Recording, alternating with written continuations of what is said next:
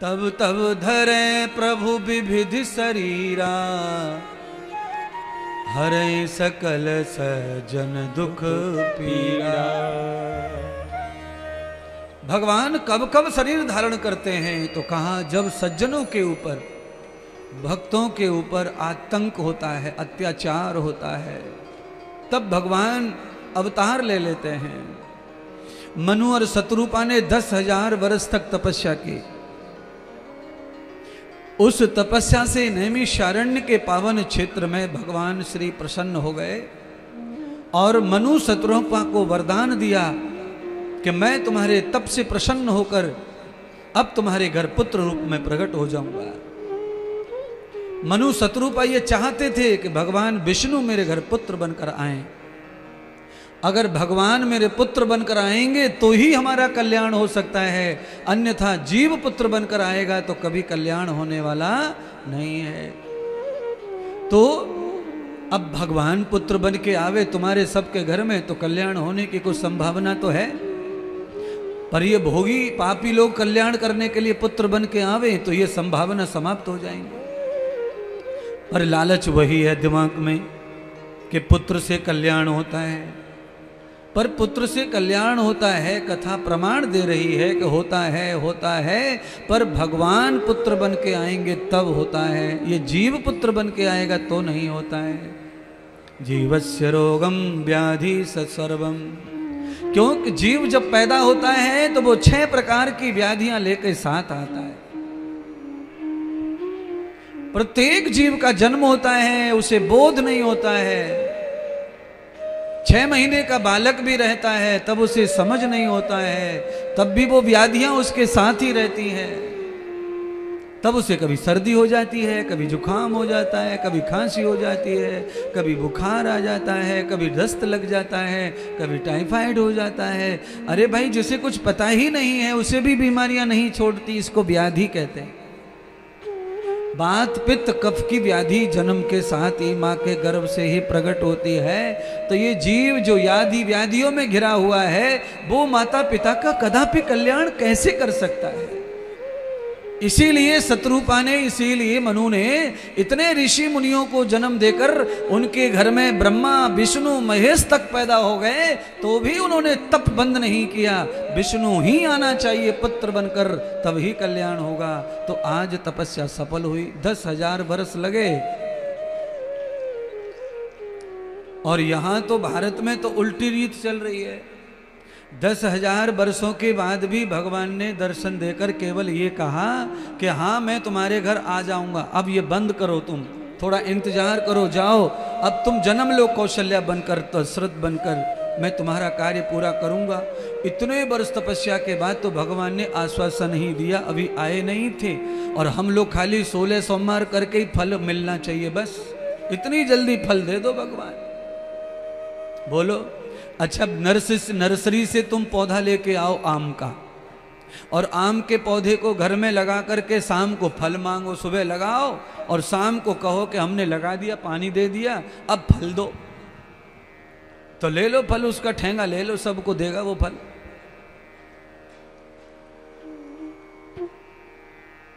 तो समय आएगा तो फल आएगा। पेड़ तो उसी के लिए बना है, पर उसके लिए कर्म प्रधान है। उस पेड़ की सुरक्षा में लगे रहो, उसकी देखभाल में लगे रहो, संतोषी बनकर उसका इंतजार करो, उसे भी अपनी तरह बड़े होने दो और फिर वो फलित होगा, फूलित होगा। और तुम नहीं रहोगे, तुम मर भी जाओगे, पेड़ तुम्हारे पीछे नष्ट नहीं होगा, वो तुम्हारी औलाद को फल देगा, तुम्हारे परिवारी जनों को फल देगा, इस राष्ट्र को फल देगा। कितनी पीढ़ियां मर जाती हैं पर पेड़ नहीं जाते, कितने लोगों को फल देते हैं। लगाने वाला चाहे कोई भी रहता हो, पर उसने अच्छे विचारधारा से लगाया है तो वो पेड़ कई वर्षों तक सब जन्म को सफल देता रहता है, छाया देता रहता है। कई लोग हमसे भी कहते हैं, महाराज आप इतनी मेहनत करते हैं तो क्यों कर रहे हैं आप इतनी मेहनत, ये आश्रम क्यों बना रहे हैं, ये गौशाला क्यों बना रहे हैं, आप इतने परेशान रहते हैं, क्यों कर रहे हैं? तो हमने कहा कि इसलिए कर रहे हैं कि हमारे पूर्वज, हमारे ऋषि मुनि, कोई ब्रह्मानंद नाम के महात्मा गुरुकुल बना के चले गए और मर गए। अगर वो गुरुकुल न होता तो आज इंद्रदेव इस तरह का ना होता। मैं भी कुछ करके जाऊंगा तो उसमें मेरे बाद कोई न कोई फलित होता रहेगा। कोई फल खाएगा, कोई फूल कोड़ेगा, कोई पत्ते तोड़ेगा, कोई लकड़ी तोड़ेगा, कोई धूप छाया से आनंद लेगा। करने का कर्म है, अच्छा करते रहना है।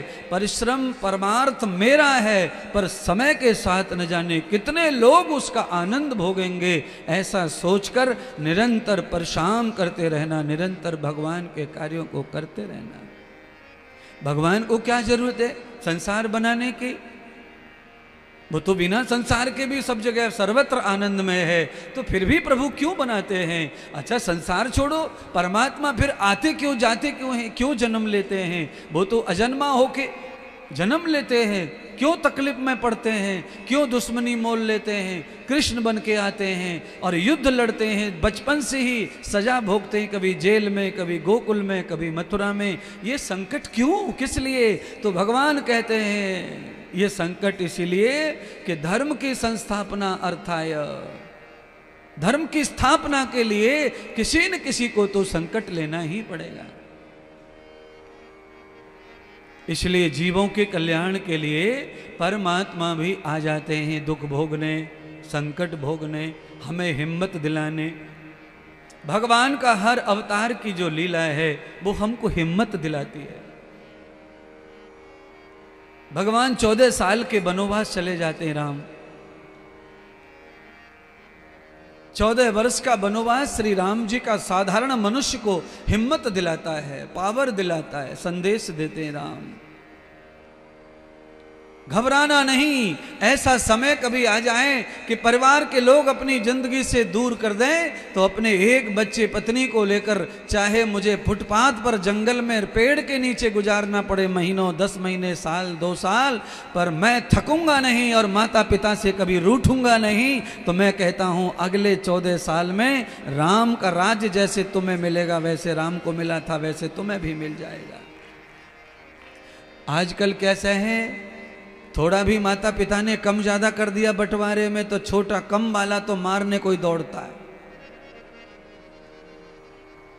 बोलो, माता पिता की इच्छा है बच्चों का भला, वो जैसे चाहे वैसा चाहे, वो तो भगवान है। उनको मुझे ज्यादा देना है, ज्यादा देने में भला है तो मुझे ज्यादा दे देंगे। बड़े भाई को छोटे भाई को कम देने में उन्हें लगता है कि उसका भला होता उसी से, तो वो उस तरह भला करेंगे। माता पिता के विचार पर शंका नहीं करना, प्रश्न नहीं उठाना। उनकी मर्जी, उनका धन, मेरा कोई हक नहीं माँ बाप की संपत्ति में। अगर मैं ईमानदार हूं तो और बेईमान हूं तो मेरा तो हर चीज पे हक की लड़ाई लड़ूंगा मैं तो। माँ बाप से भी कोर्ट कचहरी लड़ रहे हैं लोग। बोलो, जिनके पेट से पैदा हुए उनके लिए भी कम नहीं करते लोग। क्या करेंगे ये बच्चों के बारे में? आज हमने अपने माता पिता से जो किया है वो कल हमारे साथ में 100 गुना होने वाला है।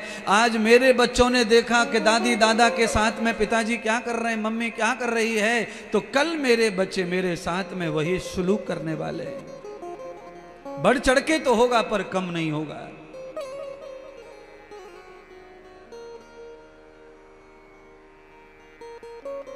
राम जी ने जय और विजय का वरदान पूरा करने के लिए देखो कितने सारे कष्ट उठाए। 14 वर्ष का वनवास लिया, सीता का हरण हुआ और सीता की खोज में जब राम निकले तो जटायु से मिलते हुए, जटायु का कल्याण करते हुए सबरी के पास पहुंचे। सबरी के पास पहुंचकर सबरी का उद्धार किया, भक्ति प्रदान की, तो राम सबरी से आगे हनुमान जी से मिले। पवित्र हनुमान जी ने दर्शन लिया, प्रभु का पहचान नहीं हुई तो परिचय पूछा, राम जी ने परिचय दिया तो हनुमान जी ने प्रभु को पहचाना। जिसका ध्यान करते रहे थे हनुमान जी, उसका भी कभी कभी दर्शन करके भी पहचान करना कठिन हो जाता है। देखिए, आप किसी महात्मा को छूते, पैर पड़ते, नमस्कार करते हैं और आपके अंदर उनके लिए दीवानापन है, बिल्कुल बहुत प्यार है आपके अंदर उनके लिए। पर उनको प्रणाम करते करते भी कई वर्ष बीत जाते हैं, फिर भी हम उन्हें इस तरह पहचान नहीं सकते कि वही राम है या वही कृष्ण है। उनके अंदर ही वो छवि समाई है, छुपी बैठी है, पर वो मुझे नहीं दिख रही है। ये मेरी आंखों का कसूर है। और कई लोगों को पहली बार में बिना मिले ही दर्शन हो जाता है, दूर से ही देख के, और वो छवि को पहचान लेते हैं, मिले नहीं है।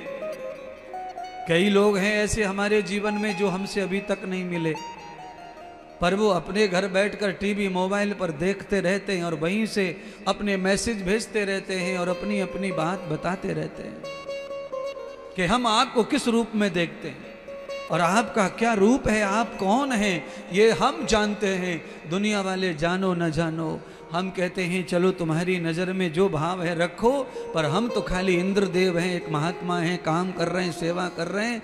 इसी सेवा में जिसको जो दिख रहा है वो दिख रहा है, वो भी सच है जो दिख रहा है, और जिसको जो नहीं दिख रहा है वो भी सच है।